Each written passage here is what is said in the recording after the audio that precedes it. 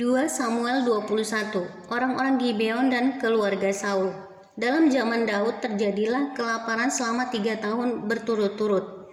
Lalu Daud pergi menanyakan petunjuk Tuhan. Berfirmanlah Tuhan, pada Saul dan keluarganya melekat hutang darah, karena ia telah membunuh orang-orang Gibeon. Lalu raja memanggil orang-orang Gibeon dan berkata kepada mereka, orang-orang Gibeon itu tidak termasuk orang Israel, tetapi termasuk sisa-sisa orang Amori. Dan walaupun orang Israel telah bersumpah kepada mereka, Saul berikhtiar membasmi mereka dalam kegiatannya untuk kepentingan orang Israel dan Yehuda. Daud berkata kepada orang-orang Gibeon itu, apakah yang dapat kuperbuat bagimu dan dengan apakah dapat kuadakan penebusan, supaya kamu memberkati milik pusaka Tuhan? Lalu berkatalah orang-orang Gibeon itu kepadanya, bukanlah perkara emas dan perak urusan kami dengan Saul serta keluarganya. Juga bukanlah urusan kami untuk membunuh seseorang di antara orang Israel. Tetapi kata Daud, apakah yang kamu kehendaki akan kuperbuat bagimu? Sesudah itu berkatalah mereka kepada raja, dari orang yang hendak membinasakan kami dan yang bermaksud memunahkan kami, sehingga kami tidak mendapat tempat dimanapun di daerah Israel. Biarlah diserahkan 7 orang anaknya laki-laki kepada kami, supaya kami menggantung mereka di hadapan Tuhan di Gibeon di bukit Tuhan.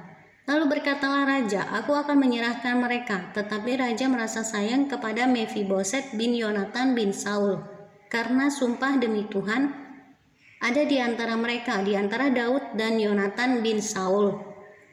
Lalu raja mengambil kedua anak laki-laki Rispa binti Aya yang dilahirkannya bagi Saul, yakni Armoni dan Mephiboset, dan kelima anak laki-laki Merab binti Saul yang dilahirkannya bagi Adriel bin Barzilai, orang Mehola itu.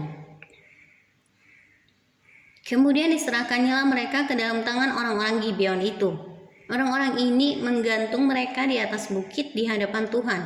Ketujuh orang itu tewas bersama-sama. Mereka telah dihukum mati pada awal musim menuai, pada permulaan musim menuai jelai. Lalu Rispa binti Aya mengambil kain karung dan membentangkannya bagi dirinya di atas gunung batu dari permulaan musim menuai sampai tercurah air dari langit ke atas mayat mereka. Ia tidak membiarkan burung-burung di udara mendatangi mayat mereka pada siang hari ataupun binatang-binatang di hutan pada malam hari. Ketika diberitahukan kepada Daud apa yang diperbuat Rispa binti Aya gundik Saul itu, maka pergilah Daud mengambil tulang-tulang Saul dan tulang-tulang Yonatan anaknya dari warga kota Yabes Gilead yang telah mencuri tulang-tulang itu dari tanah lapang di Betsan, tempat orang Filistin menggantung mereka. Ketika orang Filistin memukul Saul kalah di Gilboa, ia membawa dari sana tulang-tulang Saul dan tulang-tulang Yonatan anaknya. Dikumpulkannya lah juga tulang-tulang orang-orang yang digantung tadi. Lalu dikuburkan bersama-sama tulang-tulang Saul dan Yonatan anaknya di tanah Benyamin di Zela, di dalam kubur Kis ayahnya. Orang melakukan segala sesuatu yang diperintahkan raja. Maka sesudah itu Allah mengabulkan doa untuk negeri itu. Peperangan melawan orang Filistin. Ketika terjadi lagi peperangan antara orang Filistin dan orang Israel, maka berangkatlah Daud bersama-sama dengan orang-orangnya, lalu berperang melawan orang Filistin sampai Daud menjadi letih lesu. Isbi Benob yang termasuk keturunan raksasa berat tombaknya 300 sikal tembaga, dan ia menyandang pedang yang baru, menyangka dapat menewaskan Daud. Tetapi Abisai anak Zeruya datang menolong Daud, lalu merobohkan dan membunuh orang Filistin itu. Pada waktu itu orang-orang Daud memohon dengan sangat kepadanya, kata mereka, janganlah lagi engkau maju berperang bersama-sama dengan kami, supaya keturunan Israel jangan punah bersama-sama dengan engkau. Sesudah itu terjadi lagi pertempuran melawan orang Filistin di Gob.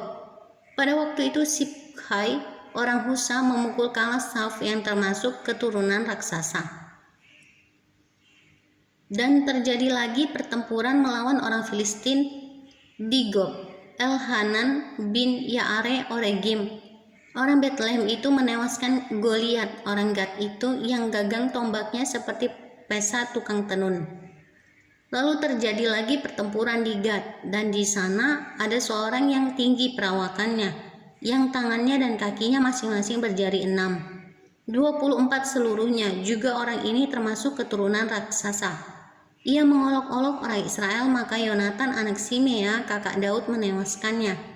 Keempat orang ini termasuk keturunan raksasa di Gad. Mereka tewas oleh tangan Daud dan oleh tangan orang-orangnya.